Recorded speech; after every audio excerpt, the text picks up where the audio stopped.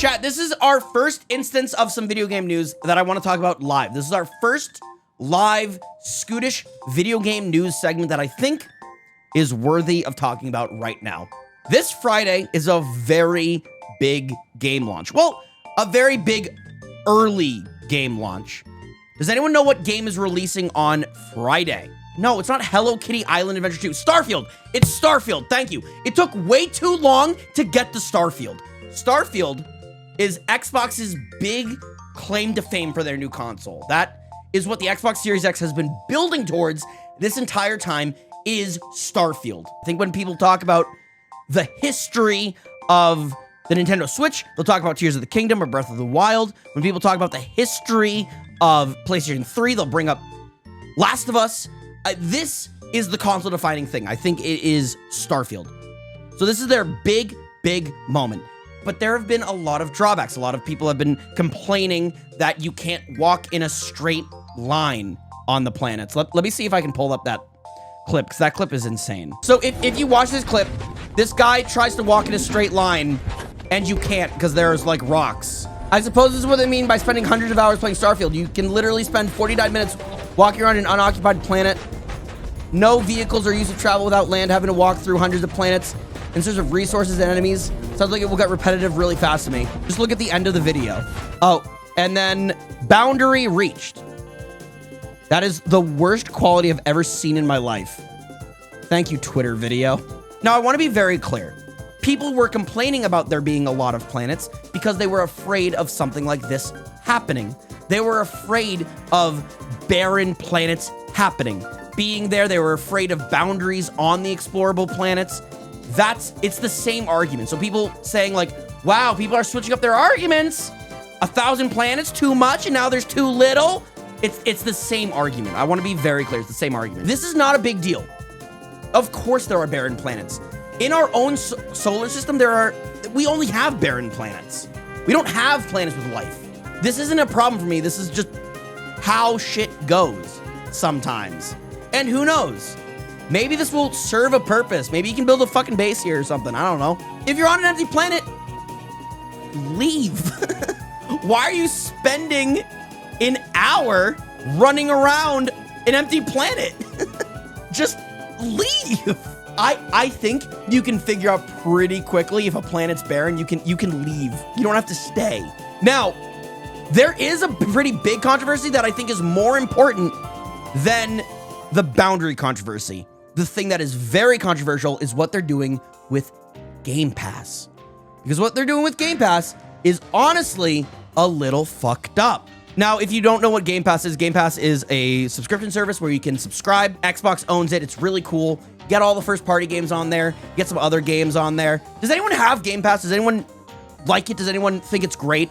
I actually love it. I do love Game Pass as a model.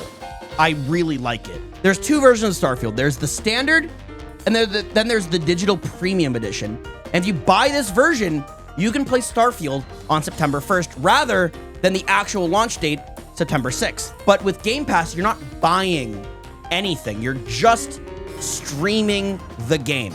The big deal is that when you download a game off Game Pass, it doesn't really count as a sale. So here's what they're doing to kind of inflate the sales numbers of Starfield with Game Pass. With Game Pass, you're getting the standard edition of the game.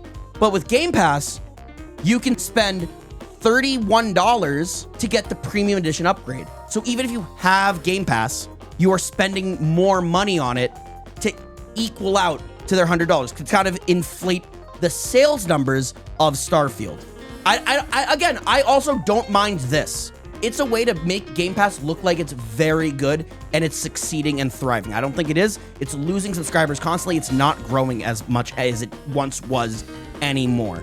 My issue is coming from the lack of games, primarily from Game Pass, but also they are pulling one-day trials. Pay $1, you get 2 weeks, and you get to experience the subscription to see whether or not you like it. A few days right before Starfield comes out. Here's my problem. When there's a subscription service, I think there needs to be a trial period because Game Pass is a lot of money. Game Pass is $10 a month. That's $120 a year. Scares me to get rid of a $1 pass before I just give $10 to try out, you know, the whole thing. Maybe I'm making a mountain out of a molehill. Maybe this isn't a big deal. $10 isn't a lot. I think it adds up. As someone who's budgeting their dollar bills day in, day out, I think $10 is a lot of money now. I just think this is completely crazy that they pulled it and they did it silently. They didn't announce this. They just got rid of it. I don't know. I just think this is a scummy thing to do right before their big game. Because people are still going to buy the $35 thing. Am I being a silly little Sony stan that isn't being fair to Xbox? Or am I being... No, you are being a dick. You know what? I think you're right. I think this is a mountain out of a molehill. And I think I'm being a little up in arm Nelly about this news. And this isn't actually a big deal. You know what? That's on me. That's on me. I genuinely believe... And here's my genuine belief about Starfield. Even with this dumb, weird hate that it's getting from the border, the empty planets, the Gamepass trial being pulled, I think it will be hailed as one of the greatest video games of all time. Because Skyrim is one of the greatest video games of all time. I love Skyrim, and I know probably most of you guys enjoy Skyrim too. Because it's a great game. And this game is being called Skyrim, but in space. I love space. I'm glad Xbox is getting this W. I wish it was an Xbox IP and not really like just a Bethesda game that was already being made that Xbox just bought to secure for itself. But I think it's good. I'm excited. And let's see it. But I think with all this hate, I really do believe that Starfield will rise above this and we'll revisit it.